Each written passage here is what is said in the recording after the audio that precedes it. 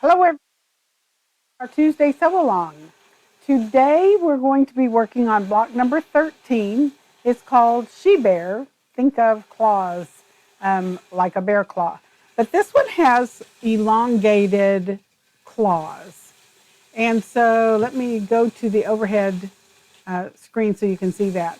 By the way, I'll try to remember to look for comments, but Tony's not here to monitor and remind me to look, so I will be sure and look before I get too far into the program.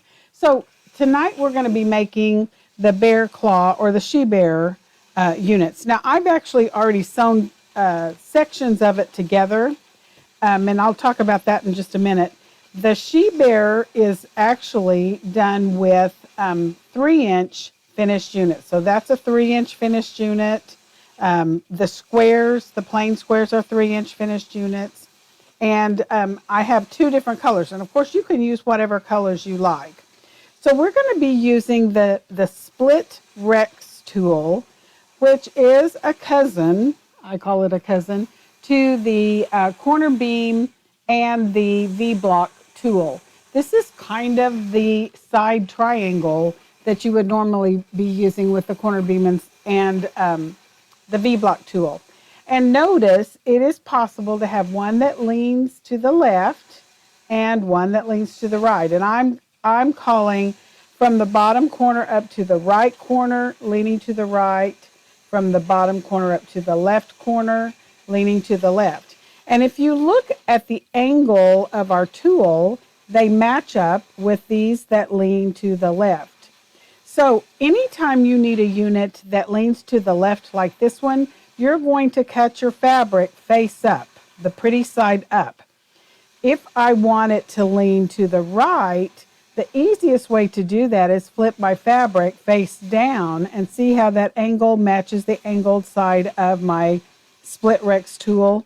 So that is something to remember, and the instructions tell you that. Also, along this angled side, there are some instructions for how big to cut your strips according to the size you want to make.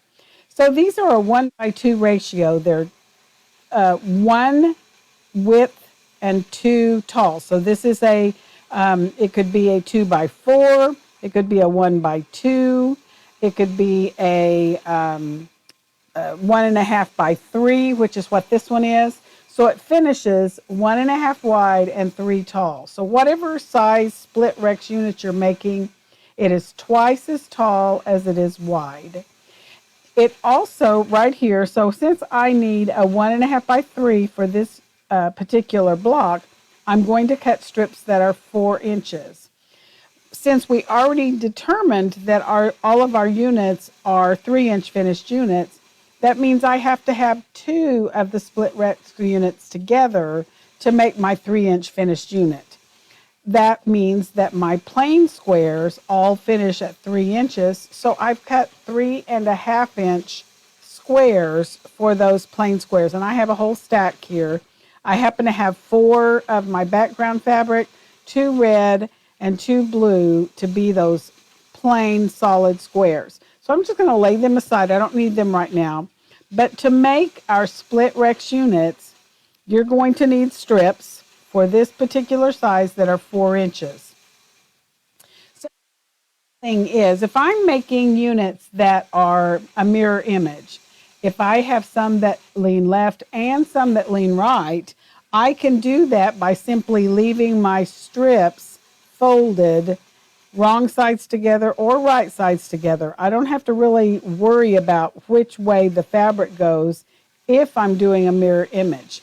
And I happen to need a mirror image of all 3 colors. I need some blue ones, some red ones, and some backgrounds. So I have 3 strips here. I've actually already cut some off of my blue, and I've cut some off of my red, and I've also cut some off of my background. So the other thing you'll need to know is for the colors that I've chosen, I need twice as many triangles of my background as I do of my red fabric and my blue fabric. So I can stack these. If you're comfortable cutting several at a time, that works really great. I'm going to just pull this over just a hair. And my first step is to square off the ends. Let me find my rotary cutter. I'm not real sure what I did with it, so I'll get a different one because I've always got 2 or 3 around. Okay, somebody says the voice is cutting out. I don't know why that is because on my screen it says that you should be able to hear me. So, is anybody besides Barbara having trouble with that? I don't see anybody else saying that there's an issue. So I'm just going to go forward because on my indicator it is making the proper sound. So the first thing I'm going to do is cut off that excess. Then I'm going to turn around to the angled side, and I only have one line to look for, and it's this long solid line. And I'm going to put that on that cut edge. That puts the line that says 4-inch strips, 1.5 by 3-inch finished units, right on the base of my strips, and I make a cut. And there are several triangles. I've got 2 blue, 2 red, and 2 background. So to find the next one, I'm simply going to twist all the way around. I look for the second trim line, very similar to the way the corner beam tool worked, and then this long common diagonal, and it also tells me that's my second trim guideline. And I have highlighted that in red so that I can find that quickly. I encourage you to use a highlighter or a Sharpie marker and mark these lines that you use a lot. There's no reason to have to hunt for them every time you get your tool out. I've actually already cut some blue ones, so I'm just going to move that little scrap of blue out of my way and continue to cut red triangles. And you just go back and all the way across your strip, twisting. You cut, twist, cut, twist, and you're going to cut right along the solid bold line, and then you're going to twist around and find the second trim line. It's right down here, a little tiny mark, and the long common diagonal that says second trim guideline, and then you've got all of the pieces that you need. Now I'm going to separate these so you can see what I have here. So I have easily got the mirror image I need. And I'm going to stack my red ones. I could also stack my blue ones. And I've got more red ones. I'm going to stack a couple of red ones and a couple of blue ones. And I actually have more fabric than I need here. So I'm not going to stitch them all, but just so you can see how I arrange these. Then I'm going to find the side triangles and split them too. And I want it to look like a rectangle laying here on my surface. Let me move these up out of my way. Because it is possible to lay them this way. And they would fit. You could stitch them, but it will never trim into the shape you want. So you want to make sure that you're putting the correct triangles together. And that's why I like to split them as I go. Okay, so I've got one more set to divide. And like I said, I'm not going to stitch all of them, but just so you can see, I'm going to lay them on top of my plate. So I've got my right stack that leans to the right and my left stack that leans to the left, and they create a mirror image that I'm going to need. For each of my units, I'm going to need a right stack and a left stack, and I'm going to need a pair along with my solid plain squares. So that makes sure that I have the pieces I need. Okay, so I don't know what the issues are. So I see that some of the others are having an issue. So I'm thinking I'm going to have a call to the technician, and it's not the same issue we had before Christmas, so go figure. I'm just going to continue on, and maybe you can catch everything just from the video. It may be an internet issue. It may be a computer issue. Isn't technology great? It is actually great until it's not. So I'm going to first of all lay my pieces on my sewing surface, and I do this a lot. When I'm stitching, I don't know if you can see it from my cameras, but I have the camera right in front of my face. There's my hands. And so I kind of have to peek around my camera. You won't have to do this, but you do want to divide your pieces and stack them so you can easily flip them and stitch them. And then I'm going to just overlap. There's a little bit of an ear sticking out on both ends of my strip, and I'm sewing that long diagonal line, and I'm just line that up along the edge of my presser foot.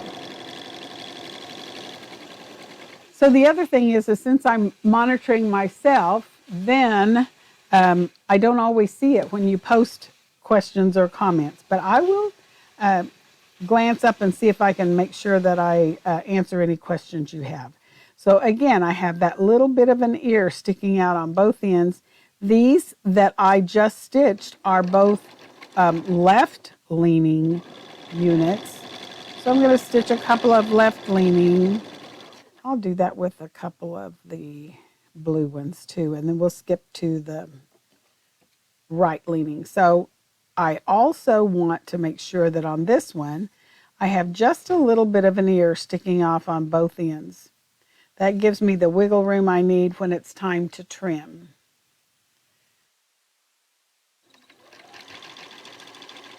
So the other thing about those little glitches, sometimes I think the internet glitches on both ends just to make it more interesting. Sometimes it may be yours and sometimes it may be mine, and if they're the same and they're having an issue, that just makes it twice as likely that there'll be a little glitch in the filming. So I've got my right leaning units, and I did a couple of blue and a couple of red on my left leaning. I'm going to do the same thing with my right leaning. And after I do my cutting, I really don't have to pay attention to which one I'm stitching, especially if I'm doing a mirror image, because I'm going to use all of them. If you have a project that has a specific angle that you have to have, either you have to have all rights or all lefts, then yes, you do have to pay attention, but the where you would make sure that that is leaning the way you want is in the cutting. The stitching, you just line them up and stitch them, and then you can trim them. And we'll talk about what you look for in the two different angles as you're trimming here in just a second. So I'm just going to stitch right along that diagonal seam.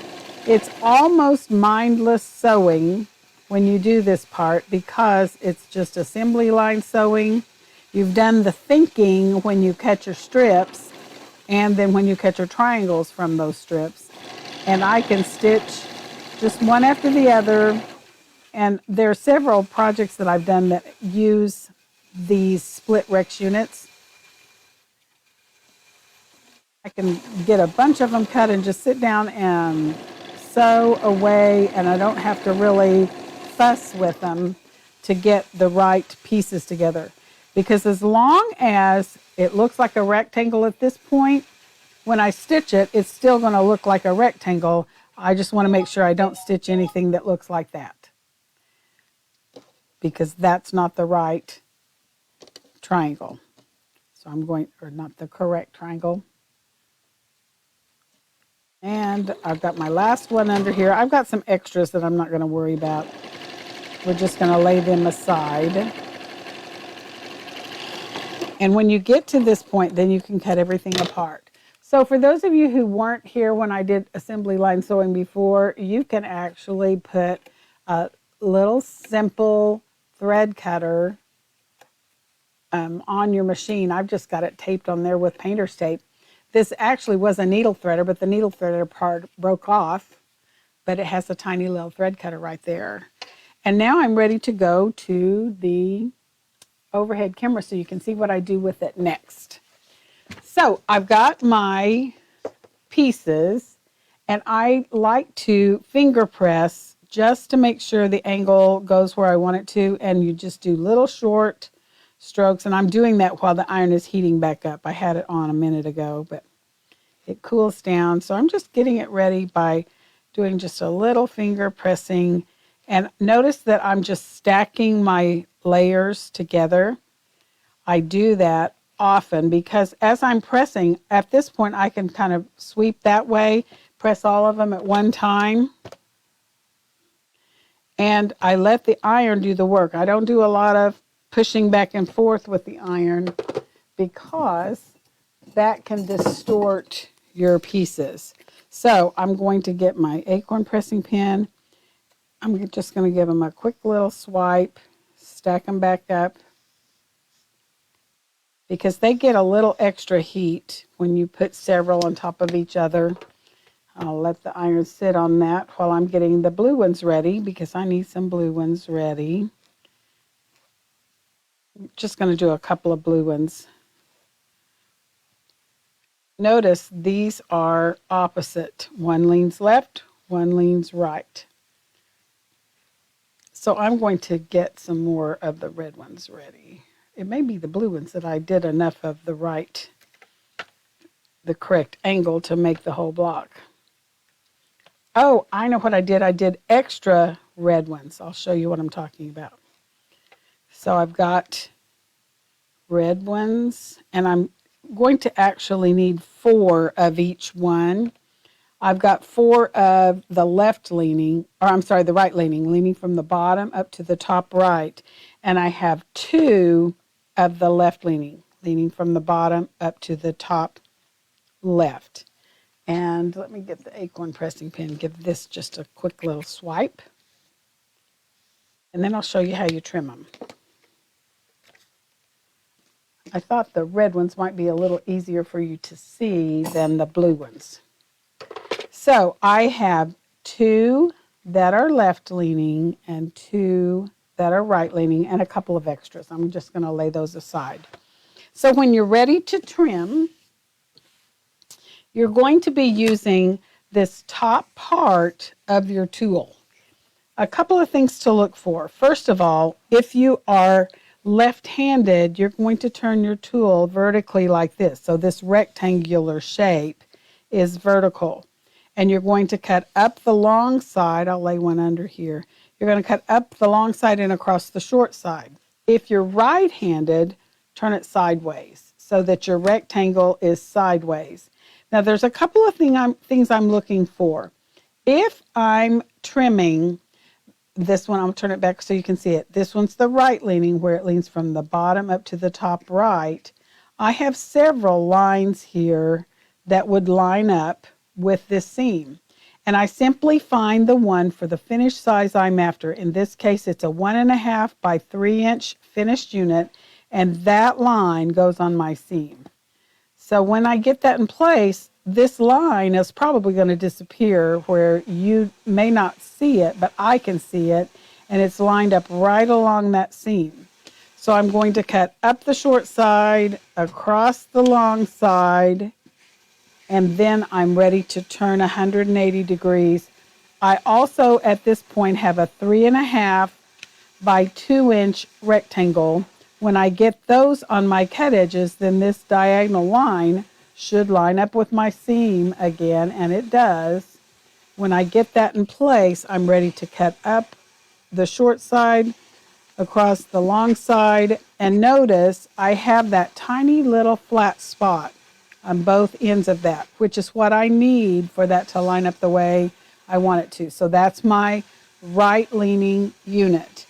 I'm going to do another right leaning unit, and this time I'm still lining up on that 1.5 by 3 inch finished unit line. That lines up on my seam, and I just kind of put the rectangle on there where I can see all the way around that rectangle. I could actually cut over here, but then it makes it where I don't have a whole lot of wiggle room. If I center it on that seam, then I'm going to have a little sliver to cut around all four sides of my split Rex unit. And you can put two split Rex units together to create an interesting shape. You can do one split Rex unit and a plain rectangle. So you have lots of options. So there's my second right-leaning rectangle. So on this one, I'm leaning to the left. And I put it vertically like this from the bottom up to the top left. I call that a left leaning. And look how that lines up right with this long diagonal. It's called the common diagonal seam line. I'm going to center that on the seam, and the rectangle, the 2 by 3.5, that's my unfinished size, is going to just land right on my rectangle. Make sure I have room to trim all the way around. Trim up the short side and across the long side, and I'm going to line that up again. Up the short side, across the long side, and that is my left leaning unit. And I need one more for this particular one. I'm going up and across. I'm going to do it one more time. Line up the 3.5 by 2-inch rectangle and make sure that my diagonal line lands on my seam, and I'm ready to trim. So that is enough pieces to actually put together a corner of my She Bear, move that up so you can see it, units. So I would need for this unit a plain square for this side and a plain square for this side, and that creates my split Rex unit for the She Bear block. So you, of course, can put any colors together you want. You don't have to use my color combinations. To put this together, you're going to stitch these two together, then these two together. Then you're going to stitch the plain square and the plain square, and then sew across the bottom. Now, I've actually already stitched. Let me grab the red ones that I've stitched. Let me move these all out of the way so you don't get confused. I've already got these stitched together. Let me show you. And on this, I think probably the easiest way to press this so it'll lay down nice and flat is to press this open. You, of course, could press it either direction, but you're going to have the seams kind of on top of each other and creating a little bit of extra bulk, no matter which way you press one end or the other of this unit. So that's why I just pressed it open. Then that gives you that 1/4 inch, so that when I stitch this square onto it at a 1/4 inch, that's going to come right to that point. And then when you get this side sewn on and you put the whole thing together, you have a nice little unit to put together. So I wanted to show you some combinations of how you could put this together. On the instructions that are with the, I guess it's not the instructions necessarily, it is the picture that comes on the pattern. It shows the units looking more like this. Get it fixed. So you see how 2 of the bear claws are pointing out, 2 are pointing in. And you can do that. You may prefer to turn it around so that both are pointing out. And that's perfectly fine too. Remember, I told you last week, you can arrange your pieces of your block in whatever manner you want. So this creates a really neat spiky kind of a block. So you can do it that way. You could also turn it. These don't have to be, let me switch these two. You don't have to match the colors. You can separate them and mix and match. Let me turn this way. So it's kind of fun to play with the blocks and create an interesting look that way. And look how much that adds to the block to split those. Another thing you could do, you could make all your spikes, put one big square in the middle that is a contrasting fabric, and that would be an interesting way to use the fabric as well. Remember, if you do that, this is a 3-inch finished unit, this is a 3-inch finished square, this is a 3-inch finished square, and this is a 3-inch finished square. So all you have to have is a 6-inch finished square, and that would fill the whole center. You would assemble the block then in rows a little bit differently than you do if you're doing this arrangement, because on this one I'm going to put the 4 corners. Then I can decide if I want them pointing in or pointing out. So you have lots and lots of options for how you do that. So let me look and see if there are questions that I need to answer. And I will be posting a little bit later the cutting instructions where you find that.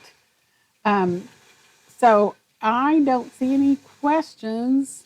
I see a lot of good evenings. Hello, everyone. It's been fun to see all the different people and where they're from. And I'm not sure why some of you had the sound cutting out and some of the others of you said yours was fine. So go figure. I just don't know. But I'm going to check on our end and make sure that everything is set up the way it's supposed to be so that the microphone picks up what it's supposed to pick up. And hopefully we won't have that issue anymore. So block 13 is the block for today. I will tell you that next week we are not going to do block 14. And I know some of you have been downloading all the blocks, which is great. There's actually, I think 76 blocks is what they're up to now. But block number 14 we're not going to do. We're going to go straight to block 15. And so next week I'll explain why I'm skipping block 14. Some of you may have already figured that out. And so if you are not getting the emails of the links to the block instructions, let me know and I'll add you to the list. If you have friends that you want to invite to watch us, it's not too late to go back and watch the previous blocks. So until next week, happy sewing. We'll see you next week live at 5 for block 15.